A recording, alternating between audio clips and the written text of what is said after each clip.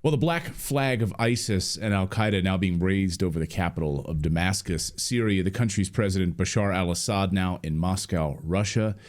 And the country that was once one of the most peaceful countries in the world is now basically being run by terrorists backed by the CIA and the West. So if you're in America or you're in the Western country and you're waking up this morning trying to understand what in the heck happened in Syria, I think this headline here, you could probably point to this headline, which shows in Syria, in the Los Angeles Times, in Syria, militias armed by the Pentagon fight those armed by the CIA, to which Elon Musk tweeted, wait a minute, our tax dollars are somehow funding both sides once again?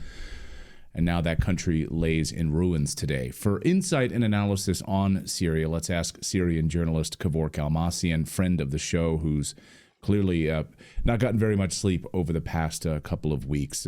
Kevork, thank you for joining us here on Redacted, as always. Thank you so much, Clayton, for the opportunity.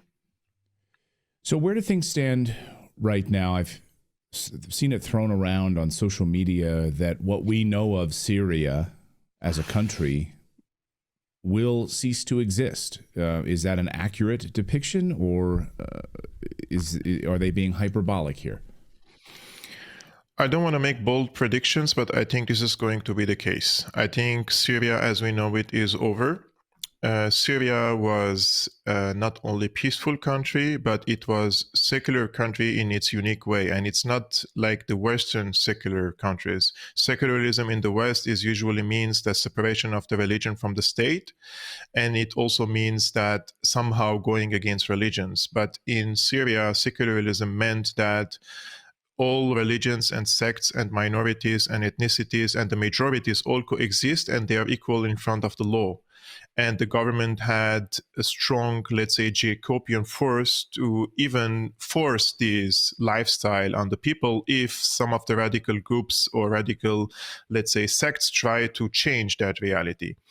I think this is going to be over sooner or later. What we're seeing nowadays is an Islamist conquest of Syria. Armed groups directly funded by the United States CIA for a long time, by the Turkish intelligence, by the Qatari intelligence. And they're going to try to establish a type of a country under which these regional countries have spheres of influence. Turkey is going to have a sphere of influence in the north, especially in Aleppo till Homs. And then Saudi Arabia and the UAE and Israel are going to have an influence in the south. Israel already invaded Syria since the fall of Assad, and they occupied the higher hills inside Syria in order to have better observation points. And today, the spokesperson for the Israeli occupation forces in Arabic says that if the Druze minority ask for the protection of Israel, they're going to come for help, which means they're eyeing on a city called As-Suwaida in order to conquer it and also annex it later like they did with the Golan Heights.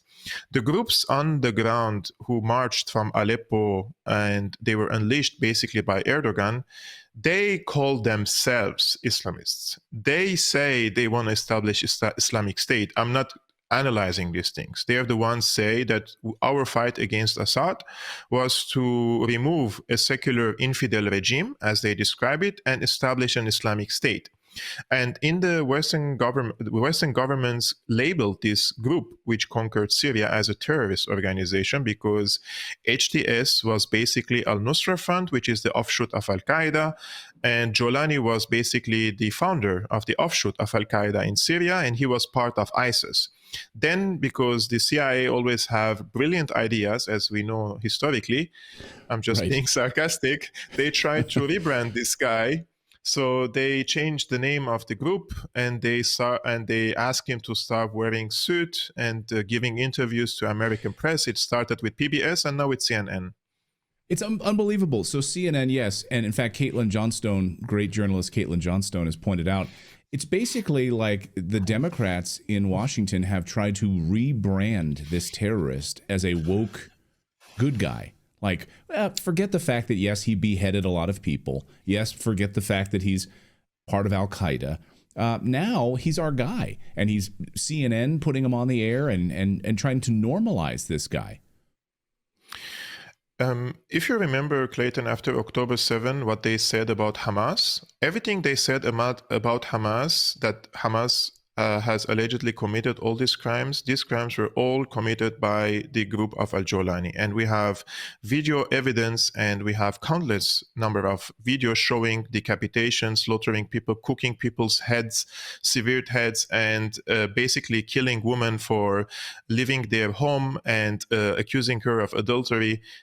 This is the type of ideology that Jolani believes, basically. And he came to Damascus, and he is now occupying my capital, basically. And under such a rule, it's going to be very difficult for a person like myself, and I'm an ethnic Armenian and a Christian, to go back as a visitor or to go back and live.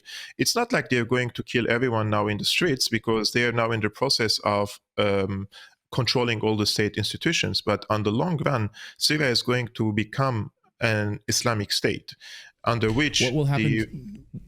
Well, I was going to say, what will happen to the Christians there? This never gets any coverage. I mean, the Christians will be persecuted, driven out. Actually, Clayton, in the past 14 years, the CIA and the regional intelligence, they have funded and supplied weapons to these groups which already committed ethnic cleansing against the Christians. 80% of the Christians already fled the country. And there were NGOs, Clayton, something that I'm sure most of your viewers do not know. There were NGOs in Lebanon where many Christians fled. And once you arrive in Lebanon and you apply for this NGO, they could send you to Canada, they could send you to Australia, they could send you to the United States in a matter of 3 months. Once you arrive to Lebanon and you're a Christian and you apply for these NGOs in this resettlement policy, they would take you in 3 months to one of the Western countries, which means they have facilitated emptying Syria from its Christians. Syria had over 10% of its Christians. I believe the numbers are now below 2%. And the Armenian community is also 90% is fewer now. This is the same case in Iraq. Iraq had 1.5 million Christians, and now it has 150,000 Christians, which gives me the impression that this is not some sort of a miscalculation. This is a deliberate destabilization efforts, and there are groups funded by the Western governments who commit ethnic cleansing against the Christians, and then the NGOs also help them move to the Western countries in a bid to empty the Middle East or West Asia from the Christians, because we have to remember West Asia, the Levant, is the birthplace of Jesus Christ, and they're trying to empty this region from its Christianity because they have a different interpretation of Christianity, some of which some people call it Christian Zionism. And with the presence of strong, let's say, Orthodox Church, Catholic Church in these countries that are patriotic and they're against foreign interference, this is going to be harder for the Western imperialists to sell their wars in the region. But if you empty the Christians from the region and then present yourself as a savior for the minorities, this is going to be a better marketing strategy for them to come to the region and basically colonize it. And at the moment, I see that different countries, mainly the United States, Turkey, Qatar, Saudi Arabia, the Emirates, and Israel are the ones who are going to manage the affairs of Syria through their proxies. They have different groups, and each group will have its share in the government. So Syria is likely going to be disintegrated, and this is the really nightmare. This is why many people stood by Assad and supported him, because they saw him a symbol for the unity of Syria. And once he is gone now, I think Syria is going to head to really serious darkness. What is the goal of the CIA? What is the goal of Israel? We had Joe Kent on the show last week, who said he didn't believe that Israel would want the destabilization of this country, the collapsing of this country. But now, as you pointed out, they have invaded Syria and they're occupying large swaths of it in the south. What does the CIA want out of this, a collapse of Assad and his government? And what does Israel want as a collapse of this government? Actually, the Americans do not have strategic interests in Syria. They are basically doing the Israeli bidding. This is not America's war, although they dump the money, but it's Israel's security interests, and it's Israel's interest that the Americans are trying to achieve. Israel wanted to destabilize Syria, and they have the Israeli officials, Israeli press, former head of Mossad, former defense minister, all confessed that they have supplied weapons, medical treatment, and cash to these same terrorists of HDS when they used to occupy the borders with Israel. They used to go to Israeli field hospitals, take medical treatment. Netanyahu shakes hands with them, and they come back and fight against the Syrian government. What Israel wanted is to cut the supply chains of Hezbollah from Syria. Syria used to be a territory where weapons were sent to Hezbollah in Lebanon in order to continue the armed struggle against the Israeli occupation forces in southern Lebanon. So they saw Syria as an important player in what was called basically the axis of resistance against the American-Israeli hegemony over the region. So they needed to cut the supply chains and install a puppet government which accepts to normalize ties also with Israel. Under Assad, Assad rejected and didn't sign on a peace treaty. But from the Israeli perspective, a peace treaty is a surrender deal. You have to surrender your sovereignty. You have to give Israel all what it needs. Therefore, that's why they wanted to remove Assad from power. I'm curious about why it seemed there was such little resistance from the Assad side. It seemed like they were able to march in pretty quickly into Damascus and take over the government. Of course, Assad is now in Russia. I think a lot of people wondering why. Maybe it wasn't. Maybe to my mind, it wasn't. It was a brutal fight. But it seemed like there was little resistance, and there wasn't much of a fight. What do you make of that? Actually, very good question. This was something that I was thinking about for a long time. I think that when the first attack on Aleppo happened and the Syrian army was overwhelmed, a decision was made to retreat and to redeploy. But they didn't want to lose all the territories. But once the attack happened, there were agreements between Turkey and Russia which disallows such type of attacks on the Syrian army. So Assad flew to Moscow for talks with Putin, and it seems something was cooked there, and probably Putin told Assad that there are going to be major changes in Syria, and Russia, Turkey, and the rest of the regional countries have come to the conclusion that this has to be solved quickly. So what happened, basically, he returned to Damascus, and the opposition, which they call it in the press opposition, this HDS, they were already in central Syria. And decisions after decisions were made by the higher command of the Syrian army to retreat. They didn't fight. And this gives me the indication that probably there was a tacit coup from the army, that they didn't want to follow the orders of Assad, or Assad himself ordered the peaceful, retreat of the Syrian forces to Damascus. And once they arrived to Damascus, another order was given for them to lay down their arms. At night, he fled to Moscow.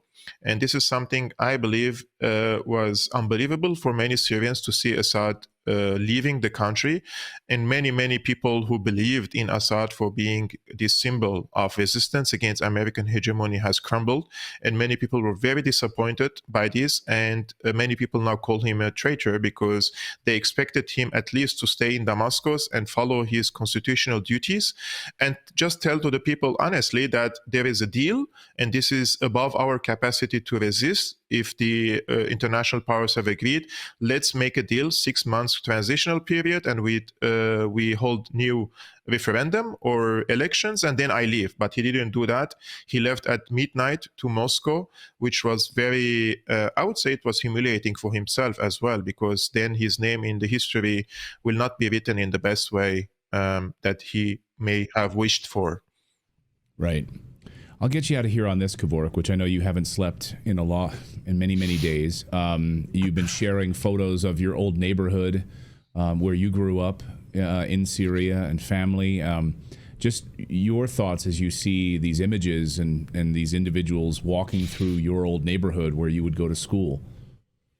Actually, it's very heartbreaking. Many people do not understand because they see Syria as just some other political file that they are analyzing and claiming to be pundits, And this is our homeland. This is our place where I was born and raised, and memories. And seeing Syria is changing in front of my eyes from a place where it respects multiculturalism, the real multiculturalism, and not engineered multiculturalism from political force. Syria has been a melting pot for different civilizations and cultures and religions and ethnicities.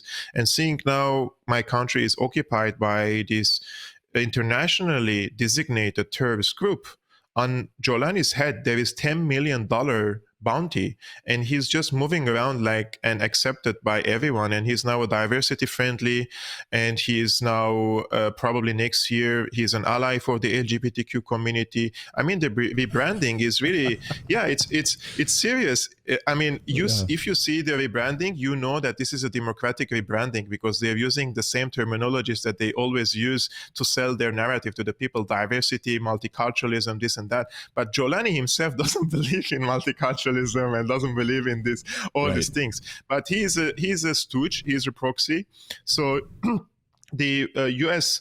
considers Jolani, according to the former envoy of the U.S. to Syria, James Jeffrey, as an asset for the American strategy in the country. So they all used him to completely destroy Syria. And now once he reaches to power, they're trying to disintegrate the country. This is what foreign powers do, basically. And if there are anyone who should be ashamed, and we are the ones who failed our country. So I don't blame the enemies, because the enemies do what the enemies do, but it's us who should have protected our country in a better way.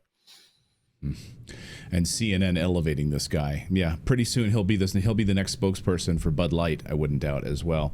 Yeah. Kevork, great to see you. I'm so sorry that this is happening. Thank you so much for your analysis and insight, as always. And our heart goes out to you and the Syrian people for this disaster. Thank you so much, Kevork. Thank you so much, Clayton.